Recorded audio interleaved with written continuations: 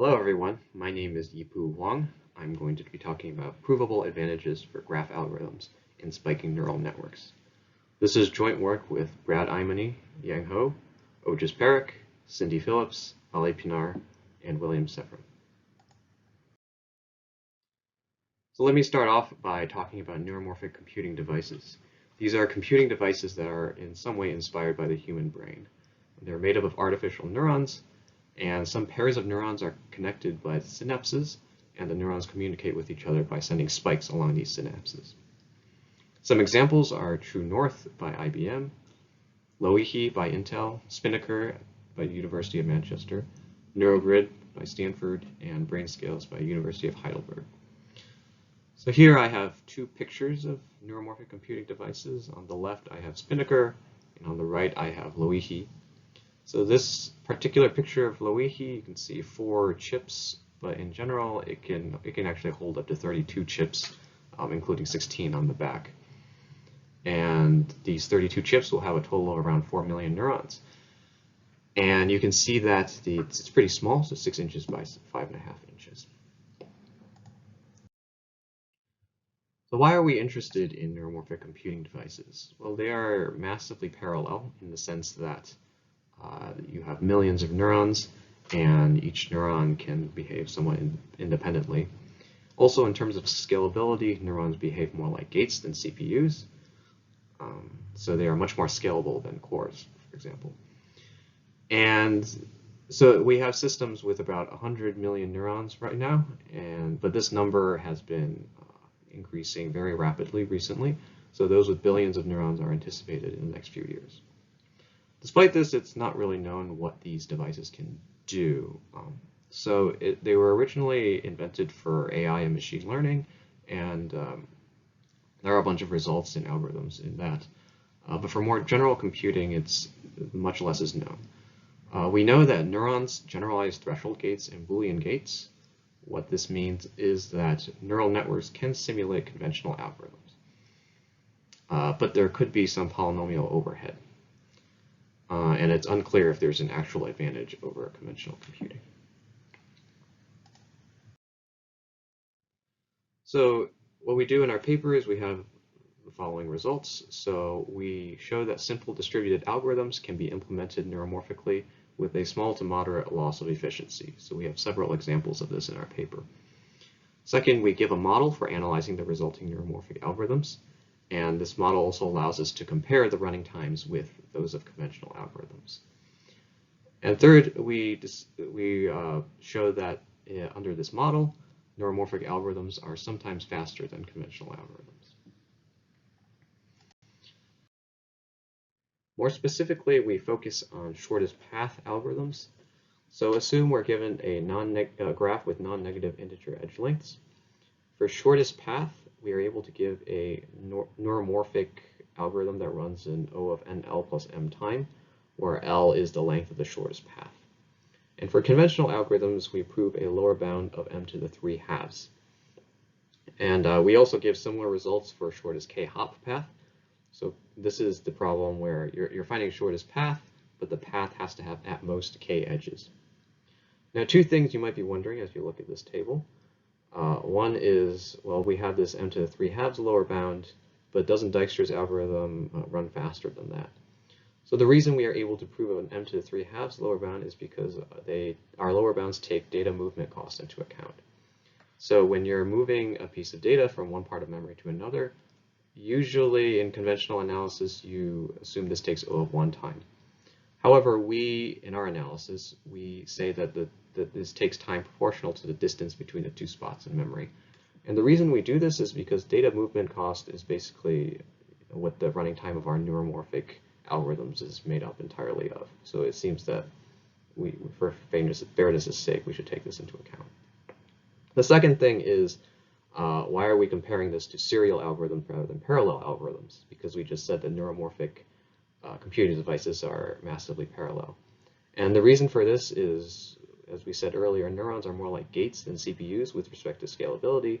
And so it makes more sense if you have a computing device with a bunch of neurons, it makes more sense to compare it with a single CPU with a bunch of gates, rather than a bunch of CPUs.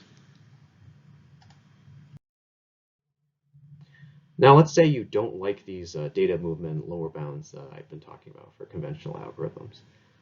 You say, well, what happens if you just ignore data movement cost? And we also analyze this in our paper. And what we find is that the conventional algorithms, of course, get faster, but the neuromorphic algorithms also speed up. And so they're still competitive. So for example, for shortest path, neuromorphic takes O of L plus M time, conventional takes M plus N log N. And if L is a constant, for example, then neuromorphic is still at least as fast as conventional. And finally, we have an approximation algorithm in our paper. So there is a neuromorphic 1 plus o, little o of 1 approximation algorithm for k-hop, shortest path, that runs in O tilde of kn log n plus m time, or O tilde of k log n plus m time if you ignore data movement cost. We're not going to be talking much about this algorithm except to note two things. One is that it is based on a known congest algorithm, so a known distributed algorithm due to Nanokai. The second thing is that it uses fewer neurons than the exact neuromorphic algorithm. That's the main advantage.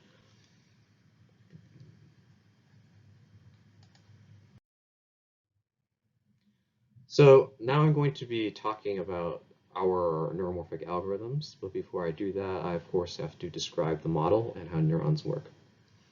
So we have, like, neuromorphic computing device has a bunch of neurons, and some pairs of neurons are connected via synapses. And so it's basically like a really large graph. How did the individual neurons work? So there are four things. So first, each neuron has a voltage at all times. So a neuron J starts off with some initial voltage. Second, the voltage will change over time based on decay and synaptic inputs. So decay is pretty self-explanatory. So over time, the voltage will tend to go towards the initial voltage. Synaptic inputs is if a neuron receives a spike from one of its neighbors, then its voltage will change. And I'll explain that in a couple seconds. Third, if the voltage exceeds a certain threshold voltage, then the neuron will spike or fire and the voltage resets to the initial voltage. So when we say that a neuron spikes, what we mean is that it sends spikes to all of its neighbors.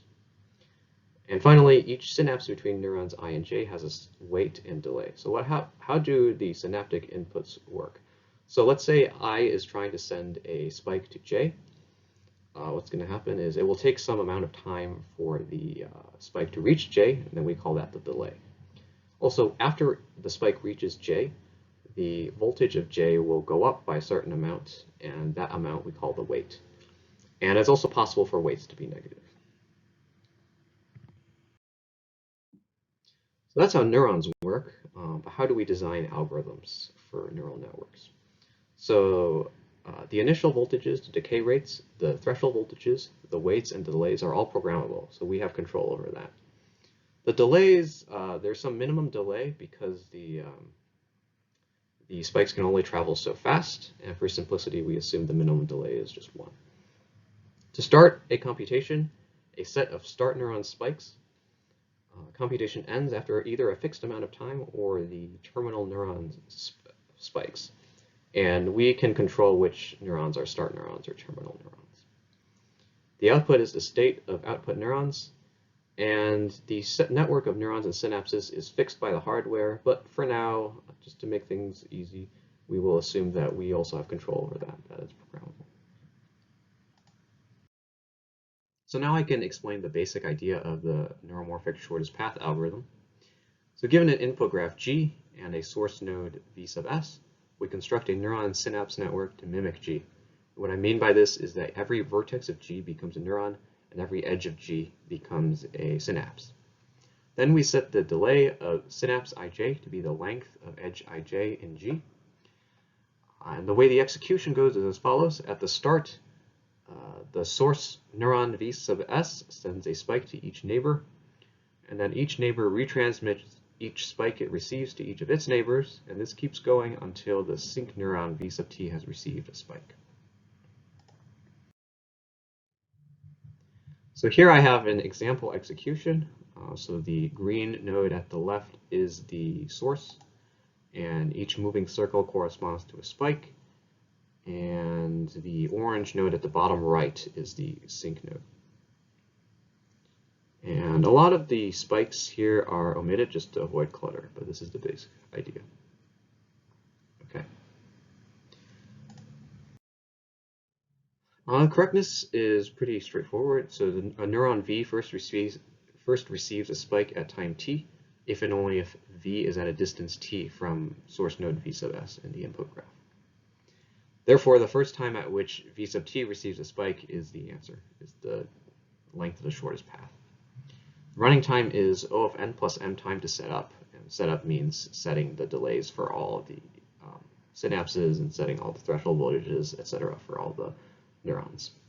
And then there's O of L time to execute, where again L is the length of the shortest path. So the total running time is L plus n plus m. So at this point we are done describing the algorithm except for one issue, which is the embedding problem. So in reality, the neuron synapse graph is fixed by the hardware. It's not something that we have freedom to program. It turns out that for most of the existing neuromorphic computing devices, the neuron synapse graph is something like a crossbar. So what's a crossbar? It's something like what I've shown in the picture here. So the picture shows a 3x3 crossbar. And in general, an n by n crossbar has two n squared nodes. You have n squared minus nodes arranged in a square and n squared plus nodes arranged in a square. The minus nodes are connected vertically, the plus nodes are connected horizontally, and corresponding minus and plus nodes are connected to each other. So now the problem we're trying to solve is we want some way of embedding or mapping the input graph into the crossbar. And we are able to embed any arbitrary graph into the crossbar as follows. So an n-node graph will be able to map or embed into the n by n crossbar. What we do is we give each edge Vij plus to Vij minus a delay equal to the length of edge ij in the input graph minus 2 times the absolute value of I minus j minus 1. And all other edges in the crossbar are given unit delay. So basically what happens is every edge connecting a minus node to a plus node gets non-trivial delay. And everything else all the other edges we're trying to give as small delay as possible. And the correctness is proved by the following lemma. The length of the path from Vii minus to Vjj minus is going to be equal to the length of edge ij in the input graph. So basically what this embedding does is that the vertex I in the input graph gets mapped to vertex Vii minus in the crossbar. So this works as far as embedding is concerned, but there is one drawback that we call dilation. Recall that we set each edge Vij plus to Vij minus to have a delay equal to the length of ij minus 2 times the absolute value of I minus j minus 1.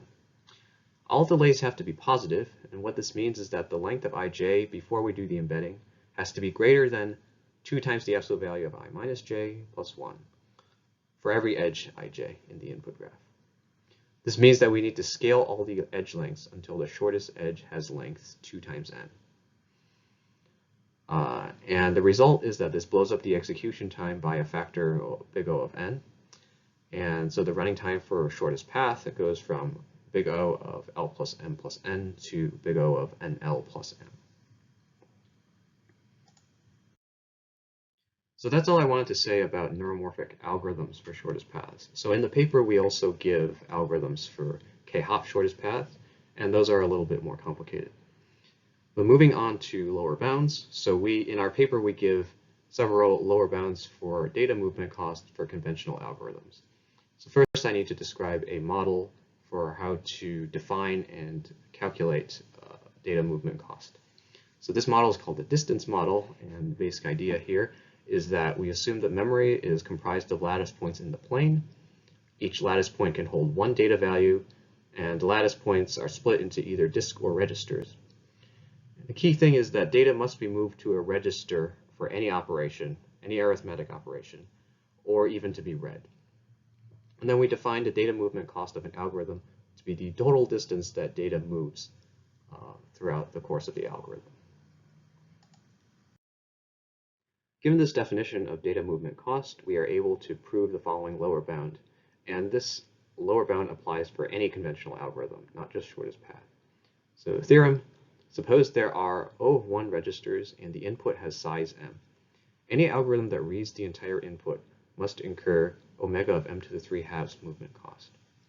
And the proof is, I'm just going to hand wave here. So let's suppose that there's, for simplicity, that there's one register and the input data is arranged in a square root of m by square root of m squared, like in the picture. Pretty much the best thing we can do is to put the register in the middle, so that's the black square in the middle. But then in this case, the average data point is distance theta of square root of m from the register, and thus will incur theta of square root of m movement cost to be read. And so we have square root of m movement cost per data point, and you have m data points, and so that's total m to the 3/2 movement cost. So that was our lower bound for shortest path. In our paper, we give a slightly better lower bound for k-hop shortest path, but that lower bound is for the best known conventional algorithm rather than for the problem. So now let me summarize our results. So in our paper, we give several neuromorphic algorithms for shortest path and shortest k-hop path. Our results are split into two, those with data movement cost taken into account and those without data movement cost taken into account.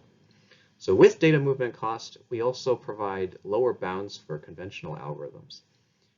And the result is that in some cases, the neuromorphic algorithms will beat the conventional algorithms in terms of running time. So for example, for shortest path, our neuromorphic algorithm runs in NL plus m time, whereas for conventional algorithms, we have a lower bound of m to the 3/2. So if L is a constant, for example, then the neuromorphic algorithms will beat the conventional algorithms. Now, if you don't like data movement cost, we also have several results without data movement costs, with the result that our lower bounds for conventional algorithms no longer apply, but on the other hand, the neuromorphic algorithms also get some kind of speed up.